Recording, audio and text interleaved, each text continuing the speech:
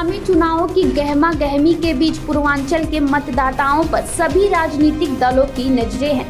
Bharatiya Janata party, Janata Dal United और लोक जनशक्ति party के नेताओं ने पूर्वांचल वासियों के मुद्दों पर प्राथमिकता देने का ऐलान किया है। गिरिराज सिंह, लल्लन सिंह और चिराग पासवान जैसे प्रमुख नेताओं का कहना है कि पूर्वांचल वासियों के स्वाभिमान को लेकर नई लहर उठी है, जो अरविंद केजरीवाल और आम आदमी पार्टी के लिए मुश्किलें खड़ी कर सकती है।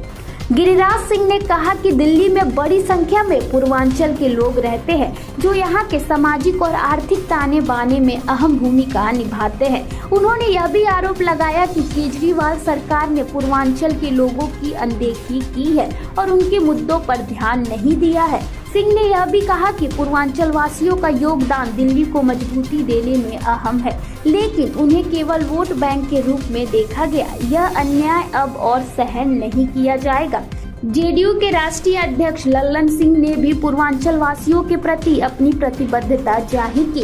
उन्होंने कहा कि केजरीवाल सरकार ने अपने वादे पूरे नहीं किए, जिससे पूर्वांचल के लोगों में असंतोष बढ़ा है। लल्लन सिंह का दावा है कि जेडीयू की नीतियां दिल्ली के पूर्वांचली मतदाताओं को नई उम्मीद देगी।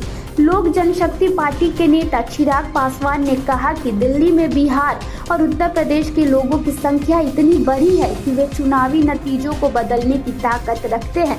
उन्होंने कहा कि पूर्वांचल के लोगों को उनकी पहचान और सम्मान दिलाना हमारा मुख्य उद्देश्य है। अगर दिल्ली सरकार उन्हें बार बार अनदेखा करती है तो जनता इसका सीधा जवाब देगी। पूर्वांचल के वोटरों का चुनावी गणित हमेशा से अहम रहा है। दिल्ली में 30 से 35% मतदाता बिहार और उत्तर प्रदेश से आते हैं। आम आदमी पार्टी ने पिछले चुनाव में इन्हें साधने में सफलता हासिल की थी, लेकिन अब बीजेपी और अन्य पार्टियां इन वोट बैंक को अपने पक्ष में करने की कोशिश कर रही है।